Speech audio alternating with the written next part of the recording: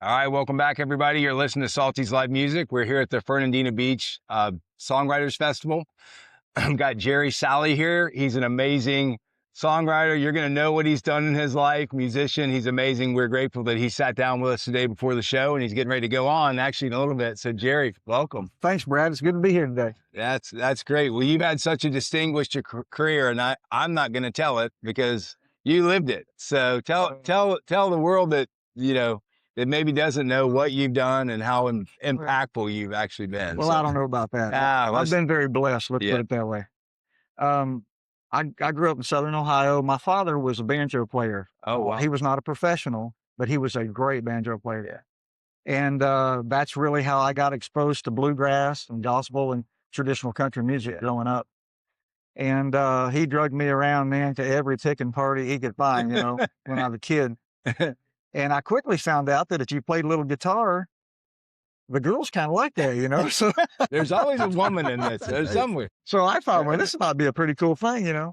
But literally, I grew up around music. Was in my first little competition or talent show when I was 10 years old. Won first place. I sang a Johnny Cash song called "I Still Miss Someone," and that's when I really got the bug. I mean, So all my teenage years, I had a band, a country band, and I was a huge fan of a guy named Tom T. Hall. Yeah. Tom T. Hall was a great country legend. Yeah. Not only a great artist, but one of the greatest songwriters. They called him the storyteller, And I actually got to be really close friends with him after I moved to Nashville and was at his home a lot, got to hear a lot of stories. And that was one of the biggest honors of my career, really, was getting to know him personally, after being such a huge fan as a kid, But anyway, his music really inspired me to try songwriting. So I went ahead and went to college and got a 4-year business degree. I studied music the first year. I went to Ohio University in Athens, Ohio. Yeah. And but if you got a music degree there, you either taught school or you got a degree in your mine was voice, or in your instrument or whatever. I wanted to go to Belmont in Nashville because they offered a music business degree. Yeah. But we just couldn't afford it. I mean, it was out of state, wasn't going to happen. Dad said you're going to have to go to a state school. So went to OU, was music major for a year and decided I didn't want to teach. I wanted to be a performer. I knew what my kind of music was, I remember I had a piano lesson my first year, and the first piano lesson that I had, the instructor, who was from the Juilliard School of Music originally, asked me who my favorite pianist was. And I said, well, have you ever heard of a guy named Ronnie Millsap? Yeah. And he looked at me like I was from Mars. Yeah. And I was like, I remember running down the hill to my dorm, and I called my mom and dad on the payphone back then. And I said, I don't even know what I'm doing here. These people don't even know who Ronnie Millsap is. That's so awesome. I changed to a business degree, and about 4 weeks after graduating from college in 1982, I was living in Nashville. I'd rented a place down there and about starved to death the first several months, but landed a job at a place called Opryland, USA, which was a big theme park. Yep. And so I got a job in the Country Music USA show out there, which was, we would imitate different artists and that sort of thing. And I got to be friends and really close friends with a lot of people there. And we played Platt and Scruggs together on the show. His name was Steve Chapman. He was from Paducah, Kentucky. Yeah. And he wanted to be a gospel artist, and I wanted to be a country artist, So we were really close friends. We wrote a song that got him a record deal. And the next thing I know, his name was Stephen Curtis Chapman. Oh, my God. So we ended up, one of the biggest songs I've ever written was a song we co-wrote when we were very young, called His Strength is Perfect. It was actually put in the Baptist hymnal of 2009. That's amazing. And a couple other hymnals too. But that's amazing. But so anyway, I kind of got when I was at Opryland, I got to meet a lot of people, and I went and started hanging out on Music Row a lot back then and knocking on publishing doors because I wanted to be a songwriter so much. And still had that hope of being a country star someday, you know. But I was very blessed. I ended up getting a great publishing deal with Warner Chappell and then later with EMI. And I've just had a blessed career. I've had over 600 different songs recorded now in bluegrass, gospel, and country. That's amazing. And, 600. Yeah. 600. Wow. So it's been quite a ride. I'm older now. I tell people I'm older, but I'm not out. I have a song on Chris Stapleton's current album. I was one of the first guys I was the second guy he ever wrote with when he moved to Nashville.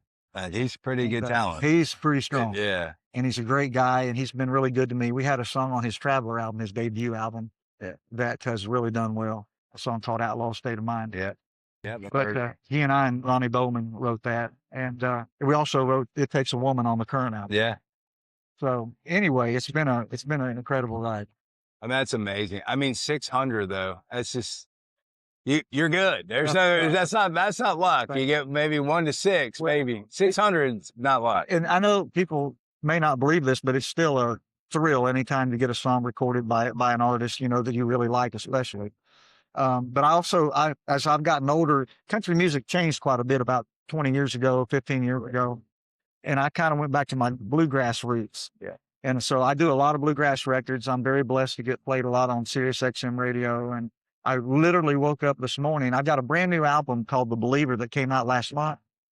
And this morning I got up, looked at the bluegrass gospel charts, and I got the #1 song in the country this morning. A song called If God Can Save Paul. So it's just been an incredible ride. Every time I think my career's over, it's like God just blesses me with an unexpected, blessing. But it's funny because I mean, everyone gets older. I feel like I'm getting older, right? I mean, and it's so funny though, that passion to keep going, and if you love it and you like it, it's really not work. That's exactly right. That's exactly right, Brad. And I tell my kids that find something that you absolutely love to do, and you'll never work a day of your life. And it's been an incredible ride. I just look back on it and I just thank God for every opportunity I've had. Yeah.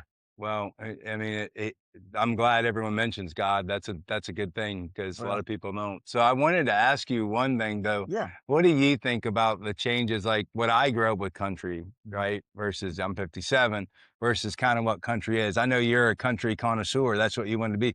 Like, do you have any feelings to kind of where it shifted, or you think it'll shift back to kind of traditional country? I think we're seeing that now with people like Zach Top. Yeah. I produce a young man named Alex Miller. Alex is only 22 years old. He's from Lancaster, Kentucky, and he was on American Idol back in 2019. And the last 4 or 5 years I've been producing all his records and writing with him. He's got a top 4. He's number 46 this week on the country charts, the Billboard country charts, singles charts, and he's very traditional. I mean, this guy would be Ernest Tubb if I let him. He loves traditional old time country music. Of course, I've had to pull him a little bit to get because I want to get him on radio. So, but the song he's got out right now was written by my friend who just passed away, Jim McBride and Alan Jackson, and it was a song that Alan cut years ago that never made any of his records, called Secondhand Smoke. So between that and Zach, and then there's a young lady that I work with a lot named Emily Ann Roberts that's just been nominated for her first ACM award. She's nominated for Female Vocalist this year. She's very traditional. I just see a hunger for real music. You know what I mean? Yeah. Nothing against what's been going on. I mean, there's a lot through that whole period. I've always found a lot of stuff that I really liked a lot. Yeah. But there's a lot of stuff that I just never really, we went through this period, they called it bro country. and I tried to write it because I wanted to stay on country radio, but it wasn't in me. And so I kind of went back to my roots, started doing more bluegrass, started a bluegrass record label called Billy Blue Records that I've ran since, started that in 2018. We've been very great. It's been a great ride with that. Got some great artists on the label. And it's just, so I kind of went back to my roots when the music started changing. Yeah. And now I'm seeing, like I said, Zach Top, Alex, there's a lot of other kids, some guys from Texas. I can't think of their names right now, but they're doing some pretty country songs. Yeah. And kind of a tip of the hat to George Jones and Merle Haggard, that kind of country, Yeah, which is what I grew up with, country, Me too.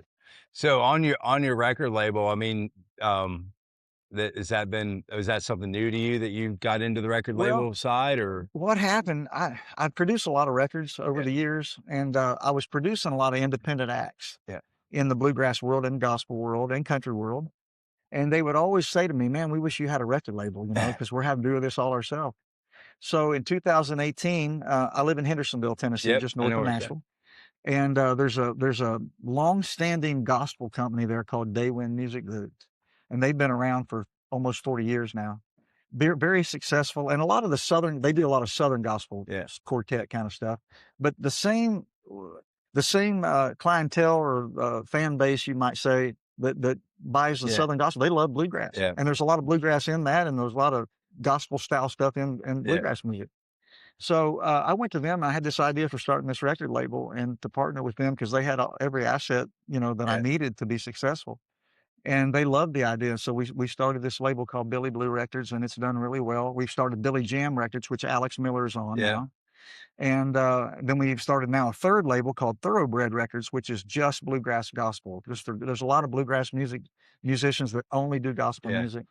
And so we've got, I'm going to forget somebody because the label's grown a lot more than expected. But Appalachian Roadshow, Authentic Unlimited, Christy Cox, a young lady I produced since she was just a teenager. I won't say how old she is now, but we've done 9 albums together. She's doing really well. We've just got a lot of great people on there. Carson Peters, a new young guy that's an incredible fiddle player and singer. He's on the charts right now, doing well. Darren and Brooke Aldridge on the Opry all the time, and we just really glad. You've done good things. Yeah. Well, I don't know. I don't know about that, but I try. Well, I'm honored to have you and sit down with you. And I mean, just as far as get out there, check out the bluegrass and gospel. I love seeing all these different genres because that some of the biggest thing for us is there's musicians out there doing amazing things, and you never hear of them.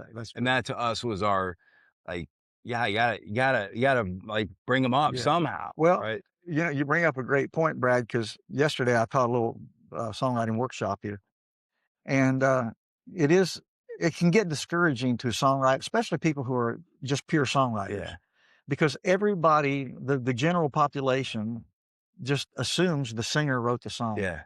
And that's just not always the case. As a matter of fact, most of the time there's a songwriter that you've never heard of behind that song. And so I do a lot of songwriter festivals a year, and I'm really excited about being here for this one.